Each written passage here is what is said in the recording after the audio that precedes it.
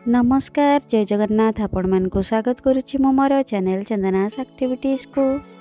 तेबे सांग माने आज आसंतु गोटे माछर रेसिपी करबा फिश टिक्का मसाला। तो प्रथमे अदा रसुण पेस्ट गोटे स्पून नहीं जाइछि, हल्दी हाफ स्पून नहीं जाइछि, लंका गुंड गोटे स्पून, धनिया पाउडर आउ जीरा पाउडर गोटे गोटे स्पून, लूण स्वाद अनुसार नहीं जिबा एवं गरम मसला हाफ स्पून नहीं जिबा, फिश मसाला नहीं जिबा गोटे स्पून एवं एथिरे सोरिष तेल गोटे चामच दे मसला को भल भाव प्रथम मिक्स करि नबा।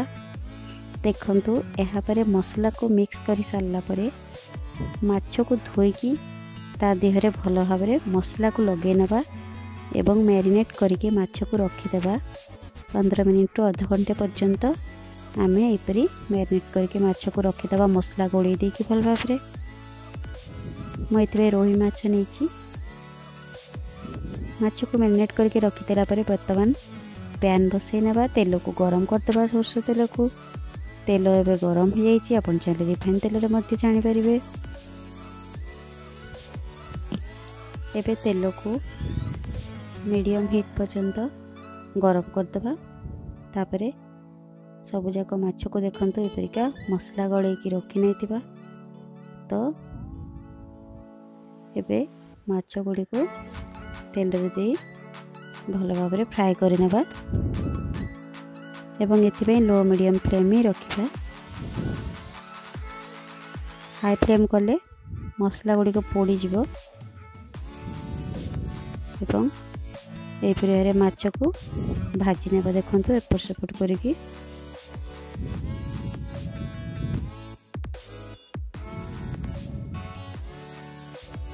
एबे हमरो माछ भजा को उल्टे नेबा।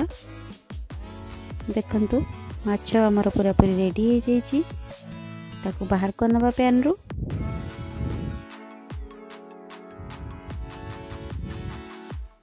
एबे से पैन रे सोरिष तेल 4 टेबल स्पून ऐड कर नेबा।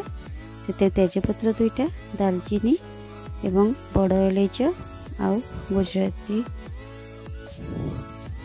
गोलमरिच देकी ताको भाजी नेबा। तापर पियाज स्लाइस दे देबा, ताको भाजी नेबा। अदा रसुण पेस्ट दे देबा गोटे स्पून भाजी नेबा।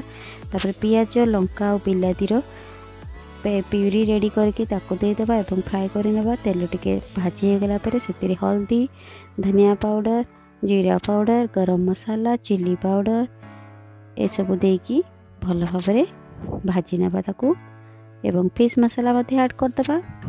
ताको मध्य भाजी नेबा भल भाव। मसलाटा भाजी गला पर स्वाद अनुसार लूण एवं देदेबा एवं आमर आवश्यक अनुसार झोल ताको देदेबा। पानी फुटिबा को छाड़ीदेबा। पानी फुटिला परे एथिरे भजा होइतिबा फिश गुडी को ऐड करदेबा। एबे देखंतु टिके ताको झोल रे एपट सपट करदेबा एवं प्राय 5 मिनट खंडे एपरी छाड़ीदेबा। एबे धनिया पत्र ऐड करनेबा।